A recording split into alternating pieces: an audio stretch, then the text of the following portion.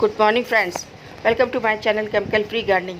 ये देख रहे हैं आप, ये मैंने रोज़ ट्रांसप्लांट करने जा रही थी क्योंकि इसमें प्रॉब्लम कर रहा था। ये गुलाब बिल्कुल ग्रोथ ही नहीं पकड़ रहा था, रूट बॉन्ड हो गई थी इसके नीचे।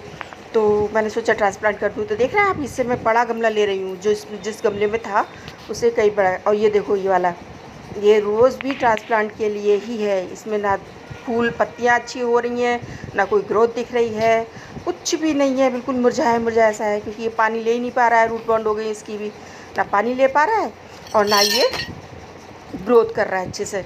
इसमें खाद भी लगा चुकी हूँ, सुबह में शाम में पानी भी लगाती हूँ, लिक्विड फर्टिलाइज़र भी लगाती हूँ, इसके बाद भी ये ग्रोथ नहीं कर रहा है ना। और तो मैंने इसे ये ट्रांसप्लांट करने जा रही थी, निकाल भी लिया था। फिर मैंने सोचा चलो एक वीडियो बना लूँ। मैंने कई एक लाख गुलाब भी ट्रांसप्लांट किए हैं क्योंकि सर्दियों में तो पता ही नहीं चल रहा था इनमें कोई प्रॉब्लम है। और जैसी गर्मी शुरू हुई तो समझ में आया कि हाँ, इसमें रूट बॉन्ड की प्रॉब्लम हो रही है। क्योंकि गर्मियों में पत्ते मुरझाए रहते हैं, सूखे सूखे से रहते हैं। तो समझ में आया, और इससे हमेशा बड़ा गमला ही लें। जितने बड़े गमले में आपने लिया है, लगाया हुआ था, जितने बड़े गमले में आपका प्लांट लगा हुआ था उससे बड़ा गमला ही लें। क्योंकि उससे होता क्या है कि इससे ग्रोथ के लिए स्पेस मिल जाता है। और देखो, ये छोटा गमला, ये भी मेरा ट्रांसप्लांट के लिए है। ये बकेट का मेरे हाथ का बना हुआ है, ये बकेट में लगा है। ये भी, ये दोनों मेरे देसी रोज़ है और दोनों ही ट्रांसप्लांट के लिए हो गए हैं। क्योंकि इनकी ग्रोथ बिल्कुल रुक सी गई है। पानी भी लगाओ, सुबह शाम पानी लगाती हूँ, फिर भी इनमें ग्रोथ नहीं पकड़ रही है, मुरझा से रहते हैं। तो मैं इस तरह से ट्रांसप्लांट करती हूँ। तो मैं बताती हूँ आपको कैसे निकालना है। बस सिंपल सा है। इसमें गमले में पानी भर लो। पानी भरने के बाद में उसके बाद जब आप ऐसे पकड़ के खींचोगे और पैरों से, अगर कोई दूसरा साथ है तो नीचे वो पकड़ ले गमला, और एक हाथ से आप इसे खींच के निकालो तो ये बड़े आराम से निकल जाएगा, बहुत इजीली निकल जाता है। और ये देखो, इसमें कितनी रूट बॉन्ड हो गई हैं। मतलब मैं सोच रही हूँ कि इसे थोड़ी थोड़ी खोल दूँ तो ये इतनी बुरी तरह से गुच्छा बन गया है कि ये खुल भी नहीं रहा है। तो इसे रूट प्रूनिंग में मुझे करना पड़ेगा, मजबूरी है।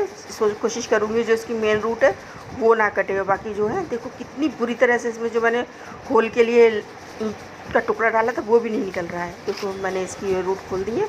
और इस गमले में ट्रांसप्लांट करूँगी, किस तरह से करूँगी मैं आपको बताती हूँ। इसकी मिट्टी वगैरह है ना, तो इसे निकालना है। अगर आपको वैसे निकालने में प्रॉब्लम हो रही है तो आप इस तरह से भी निकाल सकते हो। ऐसे करके एक पॉलीथीन को लो, उसके 2-4 फोल्ड करो, पकड़ के इसे निकाल दो, है ना।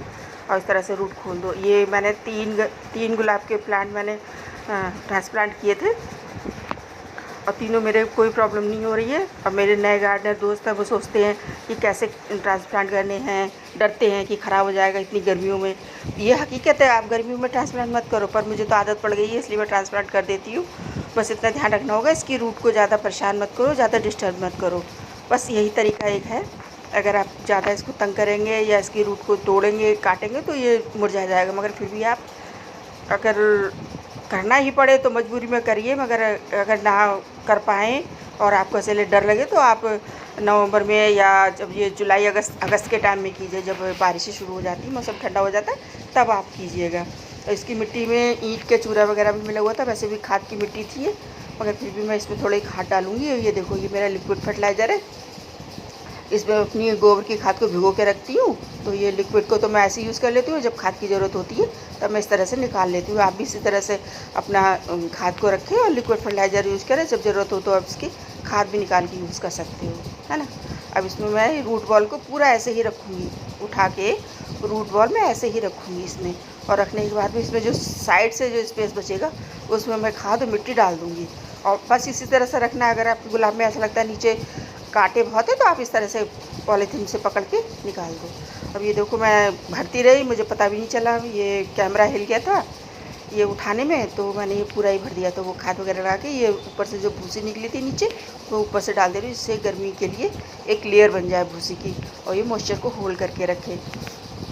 और खाद मैंने पहले डाली थी, उसके बाद में मैंने इसमें भूसी डाली और एक मिट्टी की लेयर लगा रही हूँ, जिससे पानी डालूँ तो ये भूसी और खाद बहे ना। फ्रेंड्स, अगर आइडिया अच्छा लगे तो प्लीज़ मेरी वीडियो को लाइक करो, शेयर करो, चैनल को सब्सक्राइब करो और बेल आइकन का बटन दबाओ, जिससे कि कोई भी जानकारी अगर मैं आपको देती हूँ, कोई भी नया वीडियो रिलीज़ करती हूँ, तो आपको फ़ौरन नोटिफिकेशन मिल जाए। और फ्रेंड्स, इस तरह से हम इसमें पानी डाल देंगे और पानी डालने के बाद में हम इसे शेड में रखेंगे। ऐसे शेड तो अब मैं इसे नीचे बिल्कुल नीचे तो लेकर नहीं जा सकती हूँ, मेरे 3rd फ्लोर पे है पड़ा हुआ, पर हाँ ऐसे रखूँगी जहाँ पे ढेर सारे प्लांट लगे हुए हों, मॉर्निंग की धूप आए।